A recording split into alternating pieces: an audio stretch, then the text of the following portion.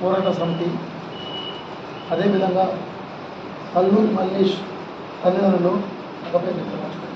సరోజ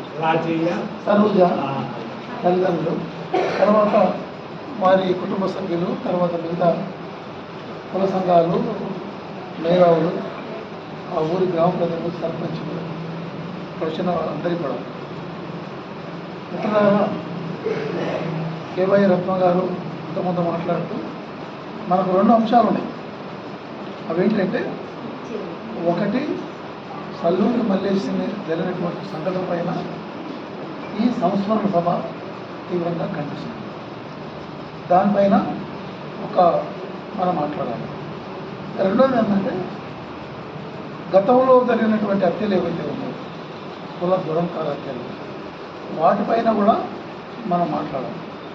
కార్యక్రమాలు మాట్లాడాలి, మన నోరు విప్పాలనుకుంటున్నాం. రెండవది ఏంటంటే, భవిష్యత్తులో వీటిని జరగకుండా ఏం చేయాలి, ప్రభుత్వం ఏం చేయాలి, మనం ఏం చేయాలి అనేటువంటిది ఈ 2 అంశాలు మనం ఉంటుంది.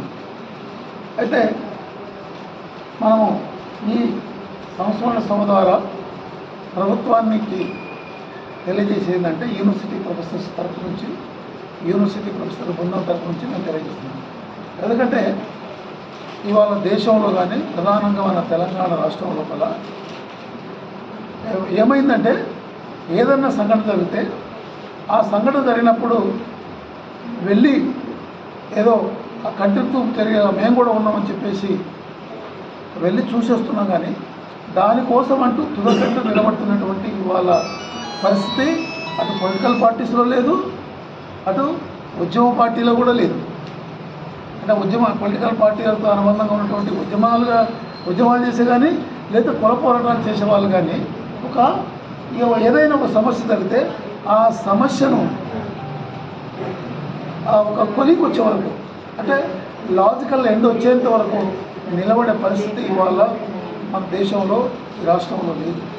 ఈ పరిస్థితుల లోపలనే మేము యూనివర్సిటీస్లో నుంచి పనిచేస్తున్నటువంటి మేము ఇక నడకట్టి ముందుకు రావాల్సిన పరిస్థితి ఏర్పడదు.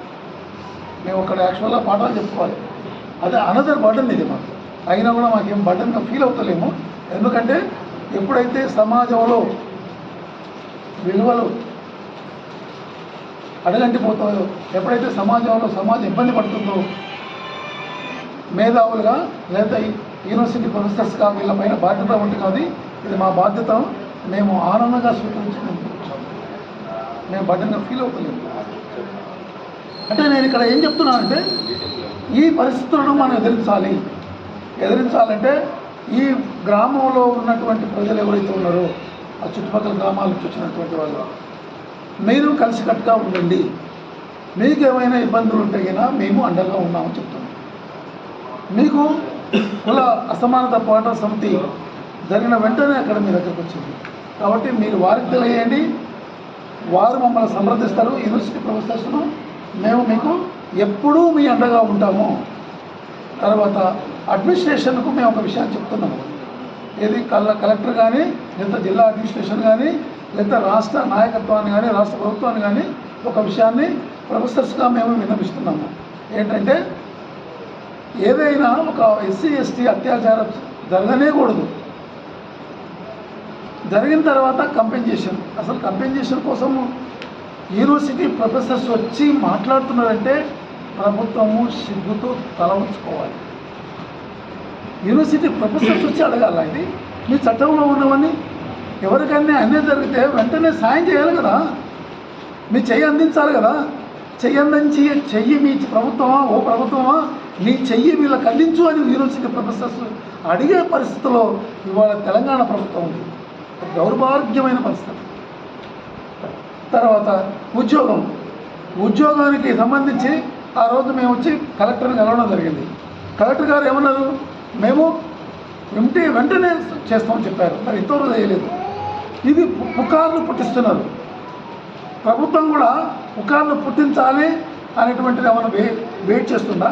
జిల్లా అడ్మినిస్ట్రేషన్ వాళ్ళ అక్క జిల్లాల మధ్యలో సఖ్యత లేదు, ఏం లేదు. ఇప్పుడు వాళ్ళు వచ్చిన తర్వాత మేము మాట్లాడాము, వాళ్ళు యునానిమస్గానే ఉన్నారు. ఏమమ్మా మీ చెల్లెలకి ఇవ్వాలనుకుంటున్నా మీరు, అయిపోయారు. మీరు ఎందుకు వేరే వాళ్ళ మాటలు వింటున్నారు? మీరు వాళ్ళ లెటర్ ఇస్తే చేయొచ్చు కదా. మీరు ప్రభుత్వం ఏమైనా కుట్ర చేస్తుందా? తర్వాత ఈ మాల సంఘాలు కానీ, మాదిగ సంఘాలు కానీ, నేతగాని సంఘాలు కానీ ఏం చేస్తున్నారు?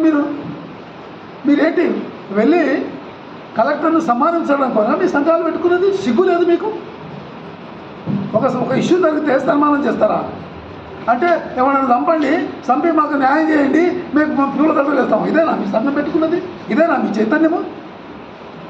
కలెక్టర్ వెళ్ళి సన్మానించిన సంఘానికి సిగ్గు లేదని చెప్తున్నాను. ఇది సిగ్గుమాలిన చర్య మీరు చేస్తున్న పని. మీరు తల తీసుకెళ్ళి మురికి కుప్పలో ఏది ఒక మురికి కాలం ఉంటుంది, అల్ల పెట్టడం సరిపోతుంది. ఉష్ణపక్షం అదండి ఉష్కలో తలబెట్టినట్లుగా మురికి కుప్పలో మీరు తలబెడితే మీకు బుద్ధి వస్తుంది. బుద్ధి లేని పనులు చేయొద్దు. సంఘం పెట్టుకున్నది ప్రభుత్వాధికారులను సన్మానించడం కోసం సంఘం పెట్టుకున్నారా చెప్పండి మీరు? తర్వాత ఇలాంటి సంఘాలు మేము అడ్మినిస్ట్రేషన్ కూడా చెప్తున్నాం, ఇలాంటి సన్మానాలు మీరు స్వీకరించవద్దు. ఇలాంటి వార్తలు ఎప్పుడైనా వస్తే ఇలా ఖండించండి. ప్రభుత్వం ఖండించాలి కదా. జాబ్ వచ్చిందని సర్క్యులేట్ అవుతుంది, కలెక్టర్ ఖండించాలి కదా. కలెక్టర్కి ఆయనకైనా సోయలేదా? What is this nonsense? Job రాకున్నా కూడా వస్తుందని చెప్పేసి ఒక వార్త సర్క్యులేట్ అవుతుంటే ప్రభుత్వం దాన్ని ఖండించాలి. ఇది ప్రభుత్వ బాధ్యతారహితము, ప్రభుత్వం యొక్క సిగ్గుమాలితం. రేవంత్ రెడ్డి గారికి ఇక్కడ నుంచి మేము చెప్తున్నాము, రేవంత్ రెడ్డి గారు మీరు ఇట్లా ఈ ప్రభుత్వం ఇట్లానే చేస్తూ పోతే, మీరు న్యాయంగా లేకపోతే మీరు ఉస్మానియా యూనివర్సిటీకి వచ్చినప్పుడు మా మిత్రుడు కాసిం మిమ్ములను విప్లవకారులుగా అప్పొచ్చిండు. మేము చాలా గొప్పగా చెప్పాడు. విప్లవకారులు అంటే చాలా గొప్ప మీటింగ్. అదేనా మీరు చేస్తున్న పని? ఇదేనా? ఏంటి మీరు చేస్తున్న పని? అసలు యూనివర్సిటీ ప్రొఫెసర్స్ వచ్చేసి అక్కడ ఒక హైదరాబాద్లో ఒక మీటింగ్ పెట్టేసి మళ్ళీ ఇక్కడ వచ్చి మీటింగ్ పెట్టేంత వరకు మీ ప్రభుత్వం స్పందిస్తలేదు. నేను డైరెక్ట్గా రేవంత్ రెడ్డిని అడుగుతున్నాను, దీన్ని వెంటనే పరిష్కరించండి రేవంత్ రెడ్డి గారు. ఈ ఇష్యూలో మీరు చేయండి. నాట్ ఓన్లీ దట్, ఇక రాష్ట్రం లోపల ఎక్కడ ఎలాంటి తప్పులు జరగకుండా చూసుకోండి. అప్పుడు మీ కాంగ్రెస్ ప్రభుత్వానికి మీకు మనగా ఉంటుంది. లేకపోతే యూనివర్సిటీ ప్రొఫెసర్స్గా మేము రోడ్డు పైకి వస్తాము. నాట్ ఓన్లీ ఈ కుల హత్యలే కాదు, రాష్ట్రంలో జరుగుతున్నటువంటి అన్ని విషయాలపైన మేము స్పందించవలసి ఉంటుంది. మేము మా పాఠాలు చెప్తూనే మళ్ళీ మేము రోడ్డు పైన రావాలి, మాకు డబల్ పని పెడతారు మీరు అంటే మేము పాఠాలు చెప్పాలి కానీ 2 పనులు అప్పచెప్తున్నారా గవర్నమెంట్? చెప్పండి. మీరు మీ ప్రభుత్వానికి వ్యతిరేకంగా మాట్లాడండి మీరు వెళ్ళి అని మాకేమైనా చెప్తున్నారా మీరు చెప్పండి అని తెలియజేస్తూ, భవిష్యత్తులో ఇలాంటి చెడు పనులు జరగకుండా ప్రభుత్వము అరికట్టాలి. పోలీస్ స్టేషన్కి చెప్పాలి. ఎక్కడైనా అసలు నల్లూరి సురేష్ మల్లేష్ పోలీస్ స్టేషన్కి వస్తే పోలీసులు కూర్చోబెట్టుకోవాలి. నాకు ప్రాణహాని తెస్తే వెళ్ళిపోమని చెప్తారా? ఏం చేస్తుంది అడ్మినిస్ట్రేషన్? రేవంత్ రెడ్డి గారు మీరు ఏం చేస్తున్నారు అని తెలియజేస్తూ, ఇలాంటివి భవిష్యత్తులో జరగకుండా ఉండాలంటే ప్రభుత్వం ఉండాలి, సివిల్ సొసైటీ కూడా జాగ్రత్తగా ఉండాలి. తర్వాత ఆ గ్రామాల్లో ఉన్నటువంటి చుట్టుపక్కల గ్రామాల్లో ఉన్నటువంటి వాళ్ళు కూడా మీకు ఏదైనా కష్టం వచ్చినా కూడా మీరు కలిసికట్టుగా ఉండండి. ఆ కలిసికట్టుగా ఉన్నా కూడా దాన్ని ఎదిరించలేకపోతే మమ్మల్ని సంప్రదించండి. మేము మీ దగ్గరికి రావడానికి మేము సిద్ధంగా ఉన్నామని తెలియజేస్తూ, నాకు ఈ అవకాశం వచ్చినందుకు నా ప్రొఫెసర్ల బృందానికి నాయకత్వం వస్తున్నటువంటి కేవై రత్నం గారికి ధన్యవాదాలు తెలియజేస్తున్నాను.